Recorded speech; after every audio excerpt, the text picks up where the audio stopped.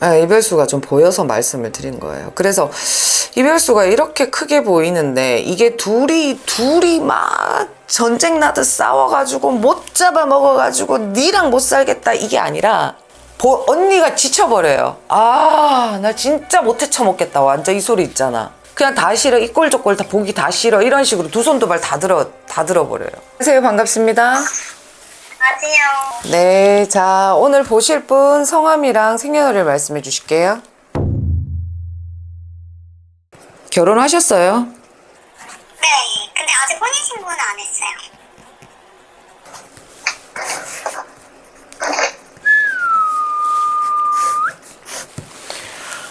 그러면은 같이 지금 거주하고 계신 분이 계신 거예요? 네, 결혼식은 안 했고, 했어요. 결혼식은 했고, 같이, 그러면은 남편 되시는 분 이름요? 지금 결혼식 언제 하셨어요? 1월이요, 올해 1월. 올해 결혼하신 거예요? 잠시만요.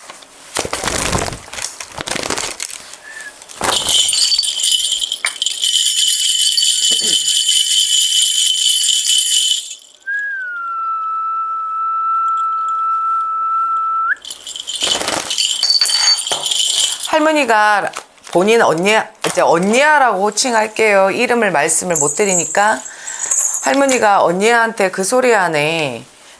너가 성격은 좋아. 성격은 좋은데 아닌 게 아니라 친한 사람한테만 좋아. 그러니까 왜 이런 사람들 있잖아. 극I, 극이라고 요즘 그런 MBTI를 얘기를 하는데 본인 같은 경우에는 어떤 사주가 있냐 그러면은 내가 친한 사람한테 내가 마음을 주고 내가 요 선을 넘어가고 했는 사람한테는 내 거 다 내주는 사람이에요. 그런데 내가 딱 넌 아니야 라고 딱 선을 만든 사람한테는 아예 그냥 그냥 말도 섞기 싫고 있잖아. 그냥 내가 생겨 먹은 게 그래. 그런데 자꾸 나한테 어쩌고 저쩌고 잘하라고 하면은 그것이 본인한테는 굉장한 스트레스예요. 뭐 어쩌라고. 내가 싫은데 왜 자꾸 나한테 잘하라고 하지?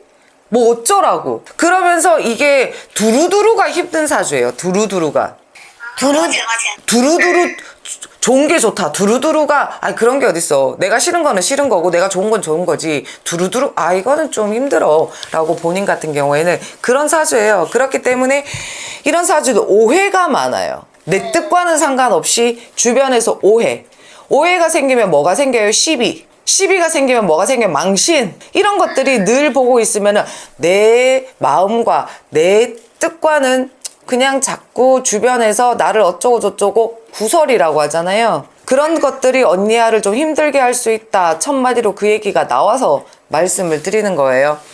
그런 반면에 대주님, 남편분을 상징하는 게 대주거든요. 대주님 같은 경우에서도 들여다보고 있으면은 아닌 게 아니라 본인이랑 성격이 좀 비슷해요. 비슷해요. 그리고 또 좀 예민해요. 대주가. 예민해요. 엄청 예민할 거예요. 예민해요. 그렇기 때문에 예민하면서도 디테일하면서도 완벽하려고 그러고 본인이 일을 하면서도 본인이 일을 다 하려고 할 거예요. 네, 맞아요. 그러다 보니까 왜 이런 말 있잖아. 지팔직곤. 지만 힘들어지는 거야. 주변한테 시킴이 본인한테는 좀 서투는 사람이라고 보시면 돼요. 본인이 다 해야 되는. 남들은 남편 성격이 엄청 좋은 줄 알아요. 전혀 모르거든요. 저한테만 그런 거 보이니까. 맞아요. 그렇기 때문에 지가 다 하려고 하고 남들한테 시킴을 잘 못해요. 본인이 다 해야 직성이 풀리는 사람인데 그게 옆에 사람이 보고 있으면은 굉장히 답답할 수는 있을 거예요. 저렇게 자기가 다 하려고 하면 피곤할 텐데 그런 생각도 들 수가 있을 거예요. 그런데 이 두 분 궁합은 보시고 결혼하셨어요? 그 전에 제가 2번을 봤는데 선생님처럼 신전 봐주시는 분이셨고 네. 한 번은 손금이었어요. 손금. 서울에 한 사람당 10만 원 받으시는 좀 비싼 손금집이 있어요. 그래서 둘이 가서 10만 원 내고 봤는데 거기선 되게 좋게 나왔고 그리고 신전 봐주시는 분은 좀 뭐 조상끼리 뭐가 합의가 안 됐다. 뭐 그러면서 뭐뭘 같은 뭐 조그만 걸 해야 된대요. 그렇게 말씀하셨었어. 두 분 같은 경우에는 지금 있잖아요. 들여다보고 있으면은 뭐 본이 다르다 손 치더라도 같은 성을 가지셨잖아요. 그 성을 떠나서 조상의 두 분이 좀 맞지는 않아요. 그리고 맞지 않다라는 소리는 이 정도 되면은 아닌 게 아니라 남편을 떠나서라도 남편 집안에서도 좀 트러블이 있을 수가 있어요. 맞아요. 지금 상황이. 안 좋을 수가 있어요. 원래 언니 성격 자체가 아까 설명드린 것처럼 나한테 잘하라는 소리가 아니라 내 기분이에요. 내 뜻이에요. 내가 이 사람이 이유를 막론하고 누가 뭐라 한다 손치더라도 내가 판단했을 때 이 사람이 좋으면 좋은 거고 싫으면 싫은 거예요.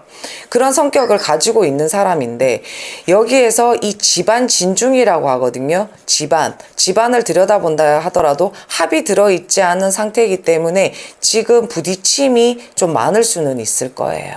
자꾸 나한테 원하는 게 바라는 게 많은 게 본인은 싫어요. 네, 싫어요. 네. 애초에 많이 잘 만나지도 않고 가족끼리 뭐 연락하고 하는데 시댁은 아니니까. 가까이 있어요, 지역도. 그래서 자주 가고 그러다 보니까 그런 부분에서 어머님 갑자기 좀 이상해지시는 거 있잖아요. 그러시니까는 저도 이제 좀 고민이 되는 거죠. 이 결혼 생활 괜찮을까? 맞아요. 이게 남자 하나만 부모 없이 뭐 남자가 남편이 고아도 아니고 남자 하나만 보고 사는 것도 아니고 집안끼리 묶이는 거니까 아무래도 자기 엄마 자꾸 욕하는데 남편이 좋아할 일도 없고 맞아요. 근데 궁합적으로 봤을 때는 맞지는 않다. 안 맞아요. 이웃나요? 이별 수 있어요. 언제 있어요? 환장하겠네. 그냥 지금 본인 피임하고 있어요? 그러니까 아예 그냥 관계를 거의 신혼인데! 저희는 근데 사귈 때도 잘 그런 거는 별로. 아니 그러니까 내 말은 뭐 하고 안 하고 중요한 게 애를 가질 생각은 있냐고. 지금 당장 없어요. 없지? 네, 내년이나 내후년 생각은 하고 있어요. 애를? 네. 그때 이별 수 있는데? 그 얘기하려고 얘기한 건데. 언제 있어요? 내년요? 내년 이맘때쯤. 1년 뒤네요? 정확하게 횟수로 보면 한 2년 정도. 이별수가 좀 보여서 말씀을 드린 거예요. 그래서 이별수가 이렇게 크게 보이는데 이게 둘이 막 전쟁 나듯 싸워가지고 못 잡아먹어가지고 니랑 못 살겠다 이게 아니라 언니가 지쳐버려요. 나 진짜 못 헤쳐먹겠다. 완전 이 소리 있잖아. 그냥 다 싫어. 이 꼴 저 꼴 다 보기 다 싫어. 이런 식으로 두 손 두 발 다 들어버려요. 어떡해요 그러면? 그래서 살기 싫다 소리가 나와요. 그러면 맞잖아. 그냥 딱 깨놓고 얘기할게. 맞잖아. 애 없을 때 정리하는 게 맞지. 굳이 뭘 그렇게. 둘이 잘 살면은 좋은데 자꾸 언니가 지쳐 나가 떨어지는 게 보였기 때문에 말씀을 드린 거예요. 그럼 저 평생 혼자 사는. 아니야. 다른 인연이 있기는 있어. 근데 이 인연이 아니라는 거지. 다른 인연 언제? 뭐야 이놈이랑 살고 있으면서 말 같지도 않은 질문을 자꾸 하고 그래. 40 넘어 있어. 40 넘어 있다고. 아니 애가 아니라 본인 나이가 벌써 35인데 40이 무슨 뭐 한 몇십 년 후를 것처럼 얘기를 해. 40 넘어 있어요 본인 인연이. 그래서 내가 아까 언니 성격을 지금 처음부터 내 입에서 자꾸 그 얘기가 나왔잖아요. 그러면은 남을 탓하기 전에 내가 하고 싶은 말 얘기는 남을 탓하고 내 성격을 다 드러내기 전에 합의점을 좀 찾으라는 뜻으로 말씀을 드린 거야. 이별수도 붙어 있지만 이 성격을 그대로 가지고 가게 되면은 이 사주가 그대로 가져가게 되면은 내가 아픔을 겪을 수가 있고 말 그대로 이별이 들어와질 수가 있고 이런 고통이 들어올 수가 있으니 할머니가 애기야 그거를 갖다가 어느 정도 네가 양보할 거는 양보해야 되고 네가 배려할 거는 해야 되는데 이게 지금 전혀 안 되고 있다라는 소리거든요.